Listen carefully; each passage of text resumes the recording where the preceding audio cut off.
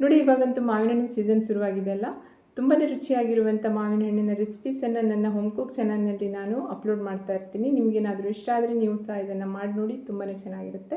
ಇವತ್ತು ನೋಡಿ ತುಂಬಾ ರುಚಿಯಾಗಿರುವಂಥ ಮಾವಿನ ಹಣ್ಣಿನ ಸಾಸಿವೆ ರೆಸಿಪಿಯನ್ನು ನಿಮ್ಮ ಜೊತೆ ಶೇರ್ ಮಾಡ್ತಾ ಇದ್ದೀನಿ.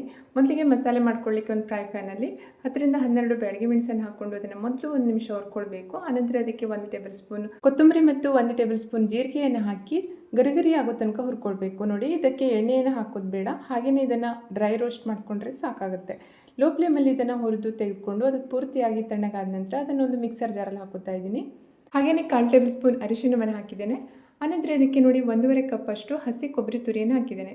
ನೋಡಿ, ಮಾವಿನ ಹಣ್ಣಿನ ಸಾಸಿವೆ ಎಲ್ಲ ಮಾಡುವಾಗ ಅದಕ್ಕೆ ಫ್ರೆಶ್ ಕೊಬ್ಬರಿ ತುರಿ ಹಾಕಿದ್ರಷ್ಟೇ ಅದು ರುಚಿಯಾಗೋದು. ಒಣ ಕೊಬ್ಬರಿಯಿಂದ ಅದು ಸ್ವಲ್ಪನೂ ಚೆನ್ನಾಗಾಗಲ್ಲ.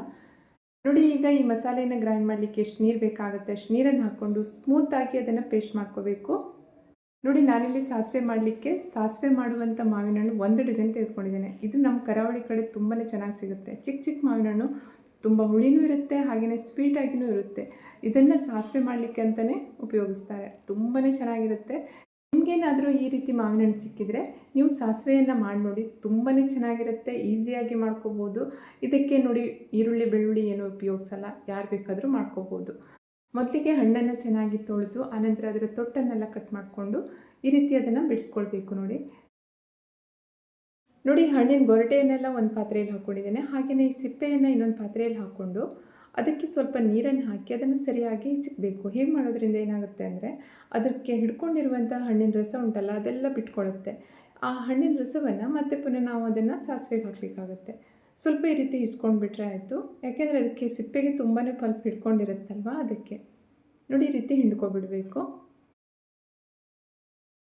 ಆನಂತರ ನೋಡಿ, ಗೊರಟೆಯನ್ನು ಸ್ವಲ್ಪ ಈ ರೀತಿ ಹಿಚ್ಕೊಂಡು ಬಿಡಬೇಕು. ಹೀಗೆ ಮಾಡೋದ್ರಿಂದ ಅದರಲ್ಲಿರುವಂಥ ಪಲ್ಪ್ ಎಲ್ಲ ಅದು ಬಿಟ್ಕೊಳ್ಳುತ್ತೆ. ಸಾಸಿವೆ ತುಂಬಾ ರುಚಿಯಾಗುತ್ತೆ. ಆನಂತರ ನೋಡಿ, ಗ್ರೈಂಡ್ ಮಾಡ್ಕೊಂಡಿರುವಂಥ ಮಸಾಲೆಯನ್ನು ಅದಕ್ಕೆ ಹಾಕಿ ಸರಿಯಾಗಿ ಮಿಕ್ಸ್ ಮಾಡಬೇಕು.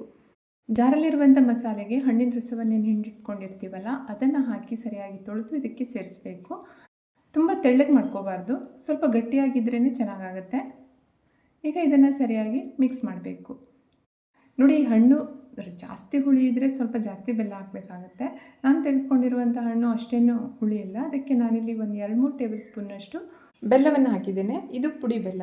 ಹಾಗೆಯೇ ರುಚಿಗೆ ತಕ್ಕಷ್ಟು ಉಪ್ಪನ್ನು ಹಾಕಿ ಮತ್ತೆ ಪುನಃ ಅದನ್ನು ಸರಿಯಾಗಿ ಮಿಕ್ಸ್ ಮಾಡಬೇಕು. ನೋಡಿ, ಪುಡಿ ಬೆಲ್ಲ ಆಗಿರೋದ್ರಿಂದ ಅದು ಕರಗೋ ತನಕ ಅದನ್ನು ಸರಿಯಾಗಿ ಮಿಕ್ಸ್ ಮಾಡಿ ಟೇಸ್ಟ್ ನೋಡಬೇಕು. ಇನ್ನೇನಾದರೂ ಬೇಕು ಅಂತ ಅನಿಸಿದ್ರೆ ಹಾಕ್ಕೋಬೋದು. ಆನಂತರ ಇದಕ್ಕೆ ಒಂದು ಇಂಗಿನ ಒಗ್ಗರಣೆಯನ್ನು ಮಾಡಿಬಿಟ್ರೆ ಸಾಸಿವೆ ಕಂಪ್ಲೀಟ್ ಆಗುತ್ತೆ. ನಾನಿಲ್ಲಿ 1-2 ಟೇಬಲ್ ಸ್ಪೂನ್ನಷ್ಟು ತೆಂಗಿನ ಎಣ್ಣೆಯನ್ನು ಕಾಯಕ್ಕಿಟ್ಟಿದ್ದೇನೆ. ಎಣ್ಣೆ ಕಾದ ನಂತರ ಅದಕ್ಕೆ 1.5 ಟೇಬಲ್ ಸ್ಪೂನ್ನಷ್ಟು ಸಾಸಿವೆಯನ್ನು ಹಾಕಿದ್ದೇನೆ. ಸಾಸಿವೆ ಸ್ವಲ್ಪ ಜಾಸ್ತಿ ಹಾಕಬೇಕು. ಆನಂತರ ನೋಡಿ, ಅದಕ್ಕೆ ಕರಿಬೇವಿನೆಲೆ, ಒಣಮೆಣಸಿನಕಾಯಿ ಮತ್ತು ಇಂಗನ್ನು ಹಾಕಿ ಈ ಒಗ್ಗರಣೆಯನ್ನು ಮಾವಿನ ಹಣ್ಣಿನ ಸಾಸಿವೆಗೆ ಹಾಕಿ ಮುಚ್ಚಿಬಿಡಬೇಕು. 1 ನಿಮಿಷದ ನಂತರ ಇದನ್ನು ಓಪನ್ ಮಾಡಿ ಮತ್ತೆ ಪುನಃ ಅದನ್ನು ಸರಿಯಾಗಿ ಮಿಕ್ಸ್ ಮಾಡಬೇಕು. ನೋಡಿ, ತುಂಬಾ ಘಮ ಅನ್ನೋ ಪರಿಮಳ ಬರ್ತಾ ಇದೆ. ಹಾಗೆಯೇ ತಿನ್ನಲಿಕ್ಕೂ ಅಷ್ಟೇ ರುಚಿಯಾಗಿರುತ್ತೆ.